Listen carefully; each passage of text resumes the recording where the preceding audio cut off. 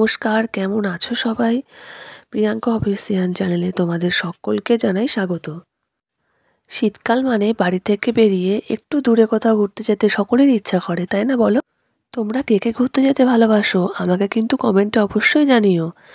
আর এবারে আমরা পাড়ার সকলে মিলে একটা বাস ভাড়া করে চলে গেলাম মুর্শিদাবাদ ভ্রমণে। আমাদের বাসটা রওনা দিয়েছিল 5ই জানুয়ারি শুক্রবার রাত 9টার সময়। আর বাসের মধ্যে আমরা সকলে মিলে খুব আনন্দ করেছি। আর তারপরে বাসটাকে দাঁড় করিয়ে আমরা সকলে মিলে একটা ধাবার সামনে নামলাম। ধাবাটার নাম ছিল ইন্ডিয়ান ধাবা। তো সকলে মিলে ওখানে রাতে ডিনারটা সেরে নিয়ে কিছু চা কফি খাওয়া হলো। আর বলতে বলতে দেখো আমিও চা নিয়ে বসে পড়লাম বাসে এসে। তারপর সারা রাত জার্নি করার পরে আমরা একেবারে সকাল সকাল এসে পৌঁছালাম আমাদের হোটেল অনুরাগে। আর আমরা হোটেলটি বুক করেছিলাম মুর্শিদাবাদ হাজারিদুয়ারের একদম রাস্তার উল্টো দিকে। আর তারপর যে যার রুমে গিয়ে একটু ফ্রেশ হয়ে সকালের ব্রেকফাস্ট সেরে সকলে মিলে আমরা টোটোতে করে বেরিয়ে পড়লাম মুর্শিদাবাদের সাইট সিনগুলোতে ঘুরে আসতে আগে। আর সবার প্রথমে আমরা চলে আসলাম তোপখানা জাহানকোষার এই বিশাল আকারের প্রাচীন কামানটি দেখতে। আর তারপরেই আমরা চলে এসেছিলাম কাটরা মসজিদ দেখতে। খুবই সুন্দর একটা জায়গা, পরিষ্কার পরিচ্ছন্ন। আর সত্যি এখানে এসে মনে হচ্ছে যেন সেই ইতিহাসের জগতে ফিরে গেছি। 1723 সাল থেকে 24 সাল এই 2 বছরের মধ্যে বাংলার মুর্শিদ কুলি খাঁ নিজ সমাধিস্থল রূপে এটি নির্মাণ করেছিলেন।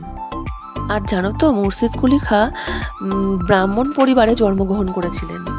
আর তিনি যখন ছোট ছিলেন দাস ব্যবসায়ীগণ তাকে অপহরণ করে ইস্পাহানে এক ধনী মুসলমানের কাছে তাকে বিক্রয় করে দিয়েছিলেন এবং পরে তাকে ইসলাম ধর্মে দীক্ষিত করে দেন। আর তারপরেই তিনি ওখানকার নবাব হন। আর তারপরেই আমরা চলে এসেছিলাম টুটি মসজিদ দেখতে। এই মসজিদের নির্মাণকর্তা ছিলেন মুর্শিদ কুলি খাঁ দৌহিত্র সরফরাজ খাঁ। আর এটি কাটরা মসজিদের অনুকরণে প্রস্তুত হয়েছিল, কিন্তু এর নির্মাণ কার্য সম্পূর্ণ হয়নি।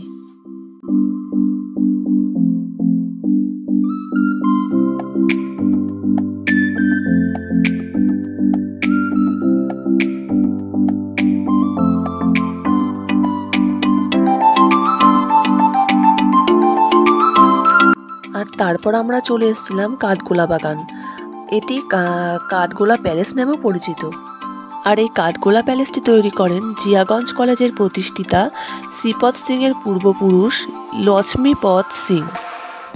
আর কাঠগোলার এই বাগানে অনেক বড় বড় গাছ ছিল আর খুব সুন্দর সুন্দর গোলাপ গাছের বাগান ছিল, চোখে তাক লাগার মতন। আর প্যালেসের ভিতরে ছিল পুরনো অনেক আসবাবপত্র আর মর্মর কিছু মূর্তি বিরাজমান হয়ে আছে।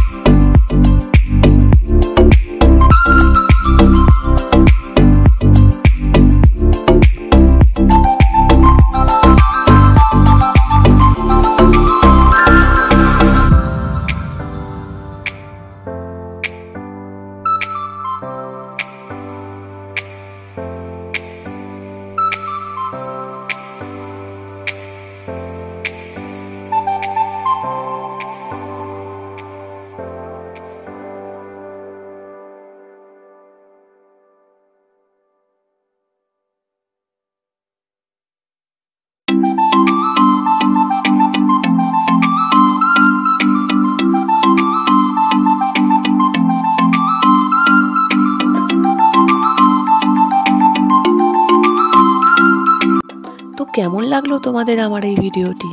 তোমরা কিন্তু কমেন্টে অবশ্যই জানিও। আর হ্যাঁ, লাইক শেয়ার সাবস্ক্রাইব করতে কিন্তু ভুলো না।